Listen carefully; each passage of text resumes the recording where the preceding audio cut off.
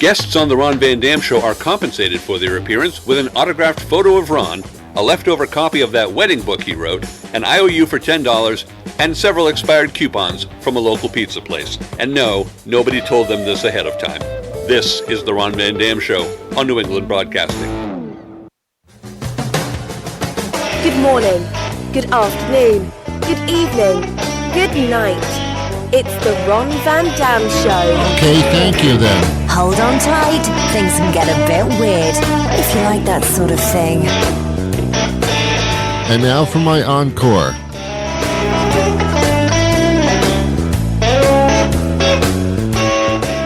I realized first you have to do a show in order to do an encore. I did not know that. Hey, welcome to the program. Oh, it's so good to have you here. I am Ron Van Dam. My name's in the title. Therefore, I feel there's a certain responsibility on my part to entertain you and to inform you, and that's about what I'm going to do to some extent.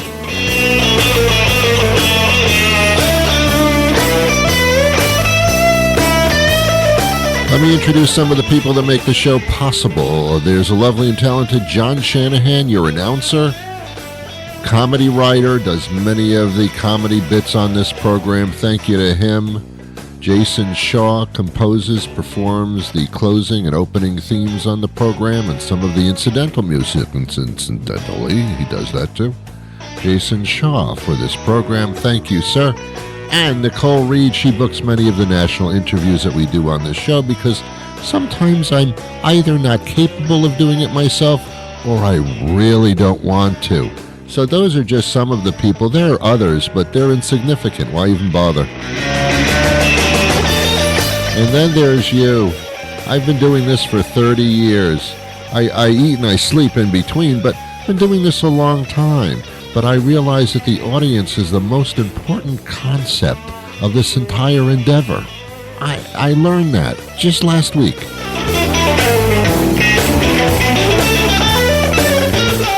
Thank you very much. Okay.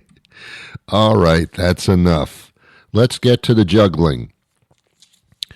I have 3 balls in my hand. I'm going to juggle them right now. I'm doing it, and it's working out great. Now, I'm going to do my pantomime act for you. I'm going downstairs, but there's no stairs really. I'm just making my body go down incrementally. Now I'm pulling on a rope that doesn't exist. Oh, it looks like I'm pulling on something heavy, but it wouldn't have to be necessarily because it's just pantomime. Oh, look, now I'm stuck in a box. I can't seem to get out. You can't see the box. I can't either, but I'm making believe I'm stuck in a box, which is something that a lot of people are in that situation normally every day. So you can certainly relate to me being stuck in a box while I'm walking downstairs pulling on a rope. And that's my pantomime act. Now, for radio, all these things are great for radio because I can say I'm doing them, but I'm really not, and you don't even know that. I just told you I'm not, but if I didn't, you wouldn't know. Now I'm going to do my magic act. Pick a card. That's it. Okay, that's the extent of my talent. Okay. Yeah, I know. Don't even say it. You can think it, but don't even say it. Do you talk to yourself? I didn't think I did until I realized that I do. Yeah. When you're walking and you trip on your own feet, you know, you like hit your back shoe with your front shoe and you almost fall down, what do you usually say? Whoa, that was close, right? You say that to yourself. Because it's so important that just thinking it is not enough. You have to verbalize it. Now it's true. Okay. I went out to breakfast over the weekend. Ron, you eat as well? Yes, I do. Every once in a while, I do eat as well. I'm in a restaurant, and it was a breakfast place. I usually don't go out for breakfast because most things I get for breakfast in a restaurant, I can do myself at home. I mean, what's the point of this? Why should I sit in a loud, busy restaurant when I can sit at a loud, busy home? So I don't. But I was going out with family, so we went to a breakfast restaurant. So I do make Eggs Benedict really, really well. From scratch. I make it while I'm scratching myself. Is that what from scratch means? Is that, I don't know. So I'm in this restaurant, nice place, and I'm having my Eggs Benedict, and the bill comes, the check, and the female waitstaff person gives me the check, and I say, thank you for the check. And I look at the check, and I see an item on the check that I've never seen on a check before, and I've been going to restaurants all my freaking life, and I've never seen this before. On the actual restaurant check, there is a line item that says, Kitchen Appreciation Tax. Have you seen this? To me, this is new. It might be happening in other places, other states. I've never seen this before. Kitchen Appreciation Tax. And I say to one of the people at my table, what the fuck is this? And she says, well, it's a kitchen appreciation tax. I said, I know that. It was 3% of the total of the bill. Now, that's not a lot of money. It's hardly a tip. But it's something that now I have to pay, apparently. I guess if you say to the wait staff person, I don't know what this is, I'm not paying this, then they'll take it off the bill, I guess. But it's baked in there, with a line item. And I said, what is? So when I got home, I Googled this, and I don't like to Google because it's embarrassing. I'm admitting to a machine that I don't know what's going on, and I need your help. I'm saying to the robot, I need your help. Apparently, you tip your wait staff for bringing you the food and being nice to you and all that kind of stuff. But apparently, the poor people in the kitchen are not getting recognized or compensated for making their food. Now, I always thought that the waitstaff is paid a very meager, below minimum wage salary, and then you tip them well based on how much you like them and how great a job or how great your experience was, etc. And you tip them rather well. And I tip rather well all the time. And I know many people who are in the waitstaff business, and they love this system where they get a smaller amount for a salary, but the tips are really great. And they love that. And I think that's just fine. I wish everything was based on tips. Like, I don't pay you much, but if you do a good job, I will compensate you accordingly. I think every job should be like that. Anyway, now this is a line item, this kitchen appreciation tax, and I don't know what it is, and Google doesn't really even know what the hell's going on with this, but apparently this is for the kitchen staff, which is also underpaid. Okay, everybody's underpaid but me? No, I'm also underpaid, and so are you. I always thought that the chef in a restaurant makes the most money for a worker in a restaurant other than the owner or the manager, but maybe even more than the manager sometimes. I thought the chef is like, the restaurant is only as good as the chef. If the food sucks, no one's going to go there, ever. So I thought the chefs were paid rather well and that restaurant owners were like really looking for good chefs and they pay accordingly. But I'm told that it's not just the chef in the kitchen. There's other people, but they don't get paid like the chef is. So that's for them. Okay, tipping's getting a little out of hand now. You see, you're bastardizing this whole concept when you start doing this kitchen appreciation tax. And I know why they came up with this, and I know how they think they can get away with it. Did you ever stay at a hotel? I think you have. Well, did you ever pay for the hotel room? And you probably have as well. Well, now they're tagging on all these extra taxes and I don't know what they're for, but you pay them if you want to stay in the damn hotel. I don't know. It's like state occupancy tax. Occupancy? What are you talking about? I'm just staying in the room for the night. And then there's the staying in the building tax, and there's the state occupancy, but not really in the occupancy tax.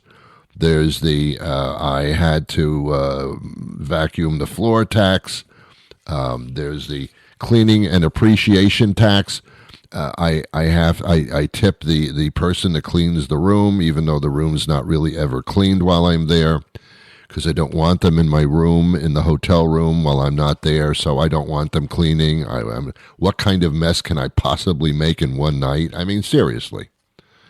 But I'm taxed up the, I'll say, ass.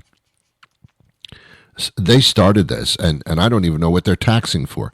Comcast is taxing me and charging me surcharges for stuff. I know what it is. The Communications Act tax, the tax of the programming network tax, the tax for Bob who works in the back room, the communications teletype tax, the communication tower tax.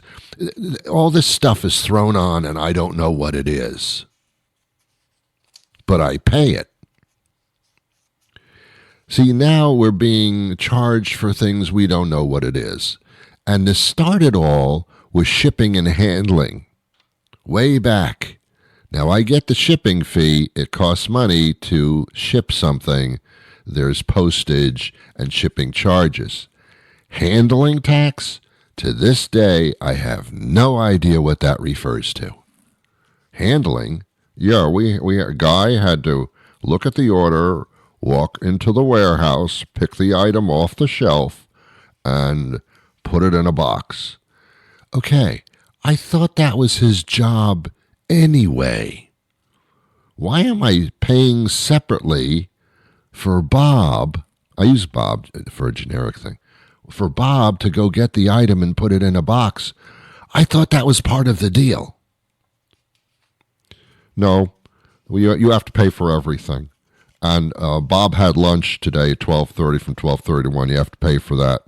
He had a roast beef, an Italian submarine sandwich, and a bag of chips, and a small soda. That's gonna cost you. That's gonna cost you. Thank God he didn't want to go to a nice restaurant and have a steak, because that would have cost you even more. That's the internal combustion eating tax. Okay. This is getting out of hand. Why don't you just roll all these things into one charge? No, Ron, we want you to know, because we legally have to separate the charges so you know what you're paying for. Just because you put a charge on a bill and label it doesn't mean I know what it is. Come on, man. The hell's going on? I wish everything was just tipping. I'm going to mow your lawn. How much does that cost? Oh, nothing. You just pay me what you think I did, and if I was a nice person. Okay, I'll go with that.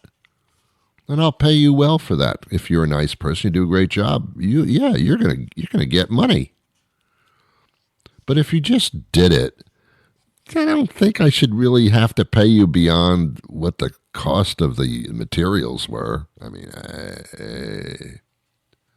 that would motivate people to do really good things all the time. All right, it's getting out of hand, but the kitchen appreciation tax, let me know if you start finding that on your bill. If you look at everything that you pay, check the invoices. I know people these days don't look at the line items. They don't know what they are, and they don't even look. Start looking at those line items. You'll be appalled at what you're being charged for, of which you have no freaking idea what it is. My electric bill, a utility bill, I think you call it. There's all kinds of charges for distribution and acquisition of the energy, and Okay. How much you used and what you did with it, and the customer appreciation. There should be a customer appreciation rebate. If you go into a restaurant on a regular basis, like twice a week or once a week, and you're a constant customer, and they know that, they see you, they know you by name, they know what you want, they know what food you're going to order. Shouldn't there be like a little discount on your check for a frequent customer appreciation rebate? Why don't we go that direction too? Because we don't. Because we all need the money. Yeah, you all need my money is what you want. Where do you think mine comes from? You think I sit there and dream it in my head and therefore it is? I have to work for it too. Can't we even this out somehow? Customer appreciation tax. How many more things can I shove up my ass at once? Unbelievable. Let's move on, shall we? Oh, by the way, concert tickets? Oh no. How much is the seat? It's $80 is the ticket. Okay. How much do I owe you? $120. Well, you just said it's $80 for the ticket. Yeah, but then there are taxes involved, and the acquisition to get the ticket tax, and the cleaning and reupholstering of the chair tax, and the oh, by the way, you're paying for your ticket. Do you want your ticket? Yes, I do. Well, then there's the delivery charge of the ticket. Why don't you just send it to me by email or something? Yeah, but someone has to do that, and you got to pay for that too. Oh my God. It's not just the price of the ticket. There's other stuff thrown in. What are we doing? What are we doing? Making life so complicated. And it's like you're being obvious about robbing me. Yeah, I want your money. I'm not going to make up reasons why you should pay me for this. And then they're line items. We're going to spell it out for you. Well, thanks for spelling it out, but I don't know what they refer to. Oh, God. Do you ever look at a medical bill that your insurance pays? They're paying for stuff that I don't think I got. You know, your insurance paid for the anti-fissure exam. I didn't. What the hell is that? You had an anti-fissure exam. I don't know what a fissure is. And anti would be against it? I don't get it. Well, you had an anti-fissure exam, and that was $300. I don't think I had one. Well, insurance paid for it. You don't have to pay for it. Oh, okay then. Oh my God, what's going on? What's going on? I was watching television, which I pay dearly for, as a commercial for America's Got Talent. And I beg to differ with the idea that they do, but okay, fine. Anyway, it's a show where they have these celebrities who basically have no talent, judging people that think that they may have talent. It's a stupid show. Some people watch it, some people don't. I'm in the don't category. Anyway, there was a commercial for it. And Sofia Vergara or Vertigo, she was on The Modern Family, another show I never watched. She's an actress who, as far as I'm concerned, is okay. And she sits there and she judges people to see if they have talent when she's really looking to see what talent looks like, because she has no idea. And she's a very excited person. She gets excited if someone raised their middle finger and said, "This is for you," she'd get excited and say, "Ooh, that's fantastic." She has no concept. So she says. So in this commercial, she's reacting to something on stage. It's a little quick video clip, and she says, "My God, that was wonderful. That was heart-stopping." She has an accent, so that's why I did an accent. She says, "That was heart-stopping," and I just wait a minute. It was so good that it was heart-stopping. It was so good. You're so talented. That was heart-stopping. Since when did heart-stopping be a good thing? If my heart stopped, I think that would be awful. You have a lot of talent. You stopped my heart. What? That's a strange phrase, heart-stopping. I don't want that to happen. That would be like the end of life. How can that bring me joy and appreciation? I'm sorry, but he's passed away. Yes, his heart stopped. Oh, he must have seen an exciting act. No, you don't understand. No, you don't understand. No, Sophia Vertigo doesn't understand. Don't use that term around me. That was heart-stopping. No. Oh, no. You just said something. You said something horrible. Heart-stopping. We say some strange phrases. We really do. So I'm watching TV, and I'm watching one of these cooking shows. I don't mind watching the cooking shows because it's interesting to see how you can take various ingredients, put them together, and make a deliciously wonderful, heart-stopping meal. By the way, a heart-stopping meal would be KFC or McDonald's every day. That's heart-stopping, just so you know the difference. So they have these chefs and these celebrity cooks, whatever they are, making these various dishes. Some of them I wouldn't dare eat because they're absolutely disgusting and they would be heart-stopping. I love to cook, so I find it fascinating. There's that kind of show, and then there's another cooking show where it's a competition where they pit one person against another to see who cooks this thing better. That's called the cooking competition. We have to turn everything into competition. Nothing can be just as it is for your own enjoyment, the enjoyment of your family, your close loved ones. No, it has to be a competition. I have to do it better than you can. I have to watch people competing to see who makes better food. All right, I don't watch those shows. But here's what I find fascinating, and it's on every cooking show. You have this chef making something, and there's someone there moderating the show, and the chef is showing you how to make this. Or it's two chefs, whatever. And they finish the dish, and they plate it. That means you put it on the plate. A plate, an object, a noun. This is a plate.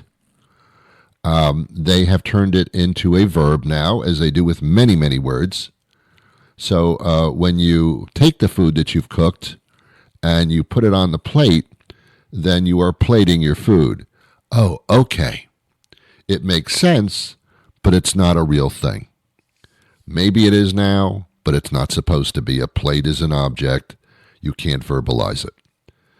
Anyway, so they're plating the food onto the plate, and they make it pretty with parsley and all this kind of stuff. And then comes the part of the show that I find hilarious.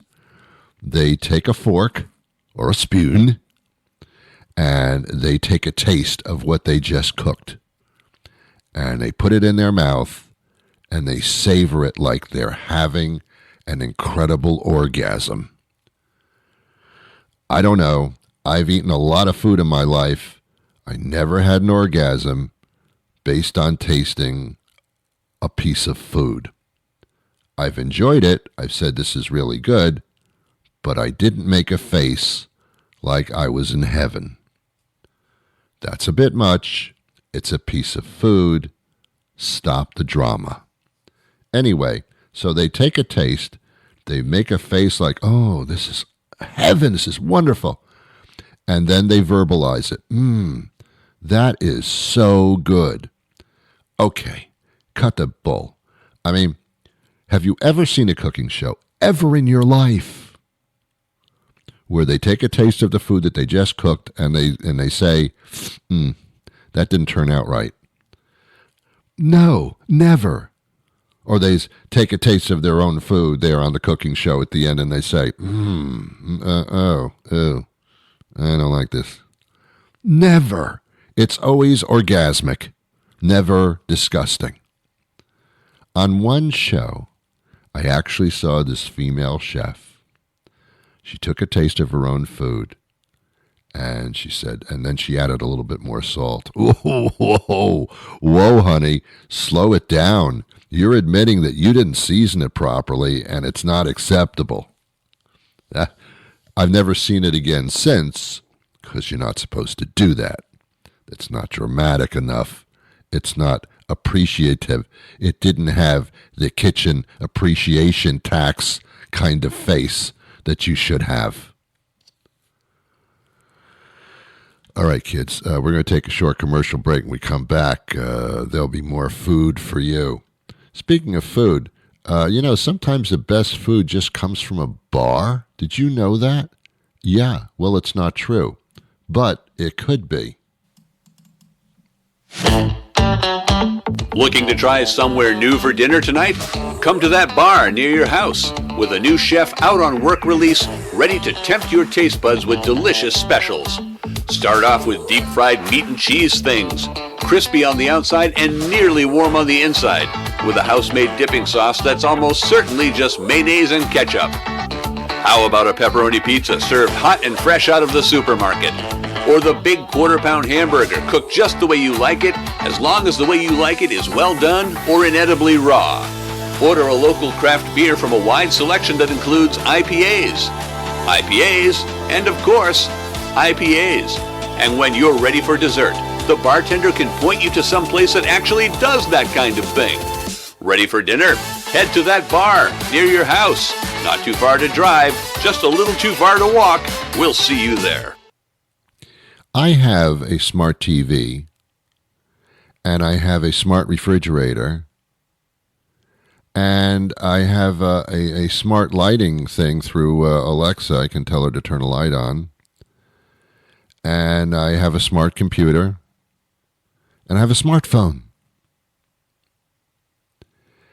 And I'm realizing that everything around me, including objects, are smarter than I am. And that's depressing. I thought humans were supposed to be the big smart thing, and everything else is not. Now, technology has made it so objects are smarter than I could ever be. I don't like that. It's debilitating and degrading. Anyway, I do have a smart TV. And on it, I can get an app thing called Pluto TV. Are you familiar with this? It's pretty good. And you should check it out if you have a smart TV or a smart anything. And on Pluto TV, I can watch news shows, local news channels all across the country. And one of the most prolific, is a Texas station. I don't know the call letters. Who cares? The Texas station. And they have the Texas News, which is, I guess, just who shot each other that particular day. Who shot who? A lot of shootings in Texas. So I'm watching the Texas nightly news, and it's interesting because I don't live in Texas. And what all of a sudden what strikes me is no one's got a Texan accent. They all sound like they're from Ohio or something. People in the news and on television shows don't have accents. Now, I went to broadcasting school when I was younger, and I was taught not to have an accent. I don't think I ever really did. But what they teach you is to be just generically speaking. So on this Texas station, nobody's talking with any kind of southern drawl at all. In other words, the people on the shows are not talking like you.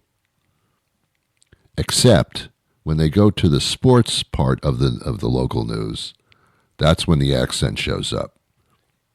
Because people in sports are not trained to talk. Ever. They're not. They're not trained to talk. They're supposed to do their activity, do their physical activity, and shut the hell up. And as soon as they open their mouth, it's not a pleasant thing. The local accent comes out, or the fact that probably they didn't go to school too long. Especially the sports announcers, to some extent, they are former athletes, former football players, former baseball players, former football coaches, whatever. They're the experts in their field, but they don't talk real well.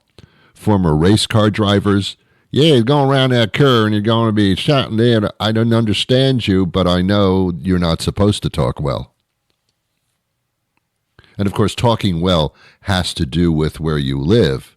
If you have the same accent as the person who has an accent talking to you, then you understand each other perfectly. Me, I don't understand what the hell you're saying. And I find that fascinating as well. I'm out of time for finding things fascinating today. I'll be back again tomorrow with a brand new program. But until that time arrives, I wish you peace.